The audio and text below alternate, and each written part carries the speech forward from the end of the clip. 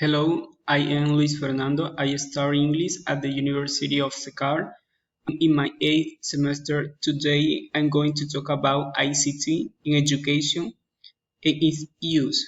First of all, the main ideas are technological advance and ethics based on our human nature.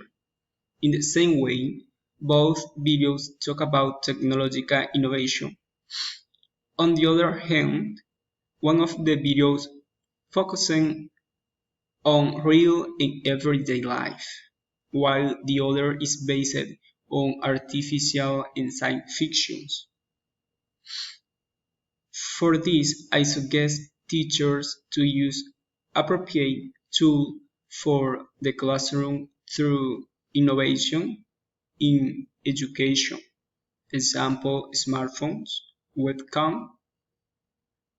In short, it is recommended to install wireless networks in hard-to-reach points. This is one of the most important tools technologically, for example, the webcam that serves to capture images, the manner that serves to visualize and search for or keeps information. And finally, the videos project the server to project videos and images. That's all.